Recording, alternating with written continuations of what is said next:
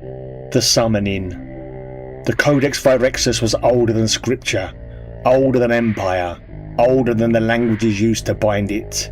A compilation of arcane wisdom gathered across 3 millennia, Aramaic invocations, proto-Arabic sigils, pre-dynastic Egyptian glyphs, Andean knot script from the other dimensional architects who taught the Inca to raise stone like cloth, and geometric language that didn't obey Euclid or time. When the Schism of the 9 circles erupted, the cults carved the book apart, not torn, but cleanly removed at the binding, each folio sliding out like a blade. Every sect took what it could, every sect hid what it feared others might use, every sect lied about how many folios they possessed.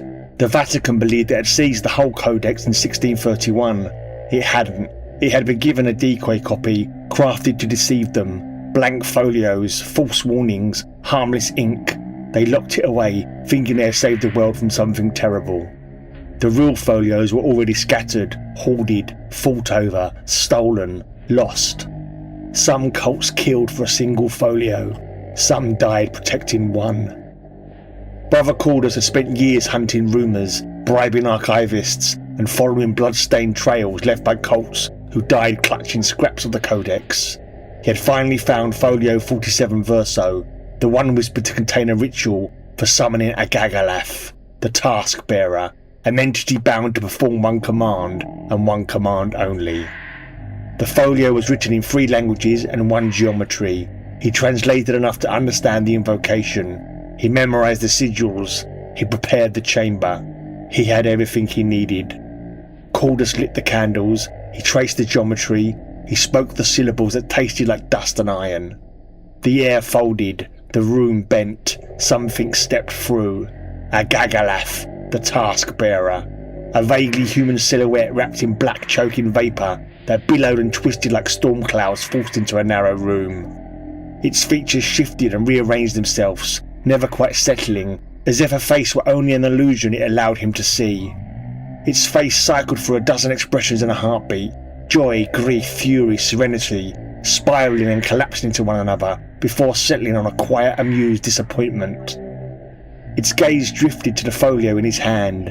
Then it asked softly, "Where is the rest?" Cordus frowned. He looked down.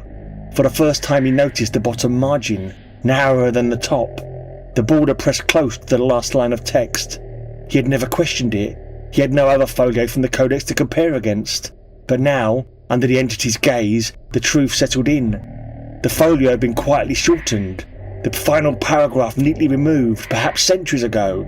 A trap, set perhaps for any who might steal it. He had never realized. The entity stepped closer. Its voice was almost kind. "You summoned me with an incomplete invocation." Cordus tried to speak. The entity raised a hand. "So I am not bound to your will, but my own."